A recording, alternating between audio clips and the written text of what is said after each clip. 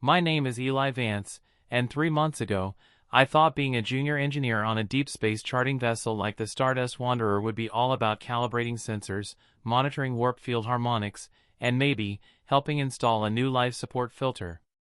You know, proper, sterile, by-the-book space engineering. Well, I was wrong. It all started, as most engineering nightmares do, with a weird reading. Not a red alert klaxons blaring kind of reading, but a subtle, nagging anomaly in the primary engine lubricant recycling system. Think of it as the ship's circulatory system, but instead of blood, it pumps a highly specialized, temperature-regulating, friction-reducing fluid. Essential stuff. The reading just said viscosity fluctuation, plus 0.003%. Command Control, safely tucked away on Deck A, probably saw that and logged it under Minor Technical Anomaly, Monitor. Down here in engineering, level G, G for grimy, G for grunt work, G for good luck finding a clean spot to sit, it meant something was subtly but fundamentally wrong. My supervisor, Chief Engineer Anya Sharma, a woman whose tool belt was rumored to contain more advanced technology than most scout ships, squinted at the data stream. Anya is legendary in USA engineering circles, not for her spotless record, far from it, but for her uncanny ability to fix literally anything with parts that definitely weren't designed for that purpose. They say she once repaired a failing atmospheric processor using only a spork and a positive attitude. I figured that was an exaggeration. I now know better. Viscosity fluctuating, huh? Anya muttered, tapping a long, slender finger against the data pad. Her brow furrowed, a sure sign that gears were turning behind those sharp, observant eyes. Standard coolant mix, no contaminants detected in the last cycle. For the next few hours, we ran diagnostics. We flushed the system, yielded nothing, recalibrated sensors, still the same reading, and even tried humming soothing tunes to the engine core. Anya insists on this for morale, both for the crew and the machinery. The viscosity fluctuation remained, stubbornly hovering at plus 0.003%. Then, slowly, insidiously, it started to climb. Plus 0.005%. Plus 0.008%. By the start of the next shift, it was at plus 0.015%, and the system was starting to show signs of strain. Pressure was building in the recycling loops, and the pumps were working harder than they should. Command's update on the situation was probably something like, engine lubricant system operating within acceptable parameters, minor pressure increase noted, likely due to environmental factors. Environmental factors. Right. Anya, however, wasn't fooled. She had that look in her eye, the one that meant she was mentally flipping through her internal catalog of impossible problems and improbable solutions. "All right, Eli," she said, clapping a hand on my shoulder, making me jump. "Suit up. We're going in." "Going in where, Chief?" I asked, trying to sound braver than I felt. The engine room, even the well-maintained parts, always felt a bit primal. Like a sleeping beast. "The primary recycling manifold," she replied, already grabbing a heavy-duty wrench that looked like it could dislodge a small asteroid. "Something is in there, and it's not on the manifest." Getting into the manifold access tunnels requires navigating a maze of hot pipes, sparking conduits, and the general symphony of a starship engine trying its best not to explode. It's cramped, it's loud, and it smells faintly of ozone and Anya's questionable brand of synthetic coffee. We reached a section of the manifold and Anya used a diagnostic scanner. The reading wasn't just a viscosity fluctuation anymore. It was something else. "See that?" Anya pointed to a section of the pipe on the scanner's display. It showed a strange, lumpy texture coating the interior walls. And it was moving. Slowly. "Is that growing, Chief?" I asked, my voice a little shaky. "Yep," Anya said, a strange glint in her eye. "And look at the energy signature.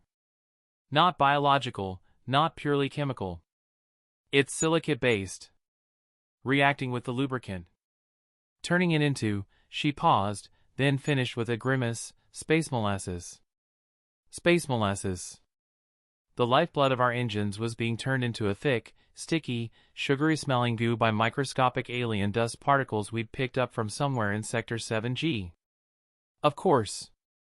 Command's next report was likely minor pressure anomalies in the engine lubricant system persisting. Viscosity fluctuation attributed to atmospheric particulate matter, negligible impact on mission parameters. Negligible impact? The pumps were straining, the flow rate was dropping, and if this continued, the entire engine could seize up. We were looking at being stranded faster than you could say unexpected silicate-based lubricant polymerization. Okay, new plan, Anya announced, standing up and surveying the pipework. She tapped her chin for a moment, then her eyes lit up. Eli, remember that old sonic cleaner unit from the lab we stripped for parts last week? The one that sounded like it was trying to communicate with interdimensional beings? That's the one. Go get it. And grab, 3 rolls of the reinforced duct tape, the magnetic clamp array from Storage Bay Alpha 7, and see if anyone has any clean, non-essential clothing made of natural fibers. Cotton would be ideal. I stared at her. Chief, are we building a bomb? Nope, she grinned.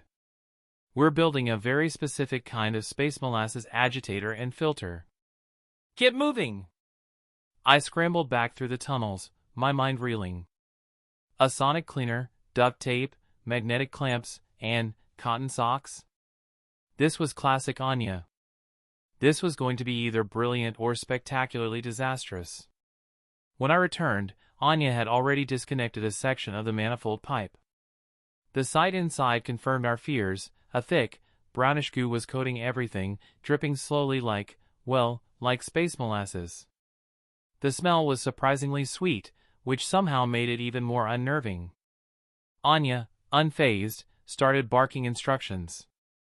We used the magnetic clamps to suspend the sonic cleaner unit near the disconnected pipe section.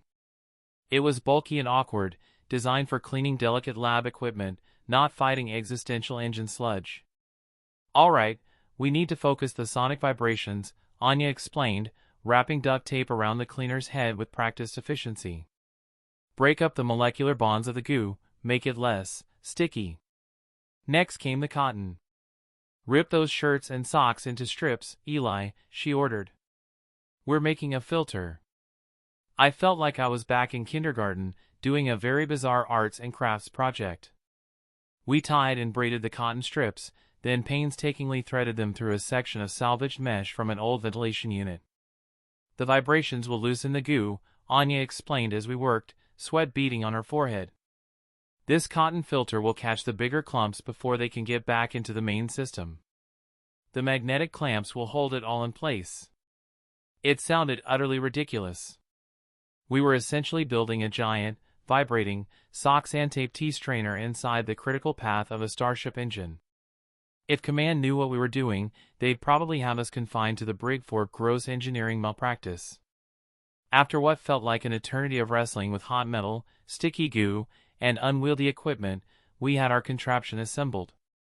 The sonic cleaner was humming, with its usual interdimensional communication attempting whine. The duct tape was holding firm, mostly, the magnetic clamps were clinging to the pipe like stubborn space barnacles, and our makeshift cotton filter was in place, ready to bravely face the onslaught of space molasses. We reconnected the pipe section, sealed it up, with more duct tape, naturally, and retreated to a safe distance to monitor. The initial readings were promisingly chaotic. The viscosity numbers jumped around wildly as the sonic vibrations did their work. Pressure spiked and then slowly, gradually, began to drop. On the main display in engineering, I saw the overall system status update from Command, engine lubricant system stabilizing. Pressure returning to nominal levels. Viscosity fluctuation resolving, environmental factor dissipating. Dissipating? They had no idea.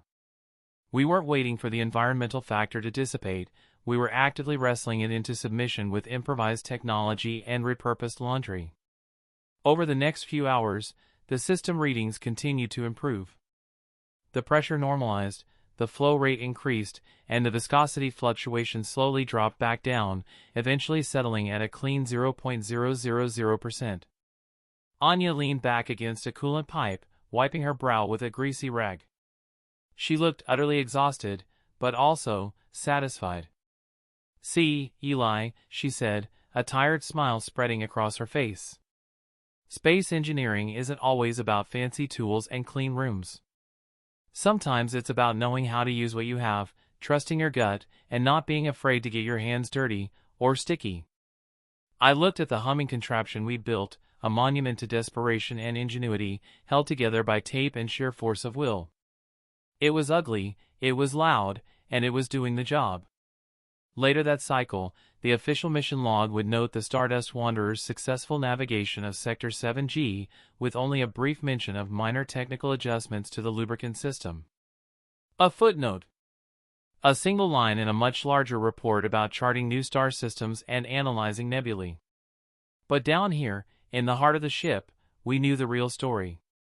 We knew about the space molasses, the bizarre contraption, the repurposed socks, and the chief engineer who wouldn't let a little thing like an existential goo threat derail her mission. And as a junior engineer, I learned the most important lesson of all: sometimes, the most critical moments in galactic history happen not on the bridge, but down in the guts of the ship, fixed by resourceful humans who figure things out as they go along, leaving nothing but a cryptic footnote in their wake. And honestly, I wouldn't have it any other way.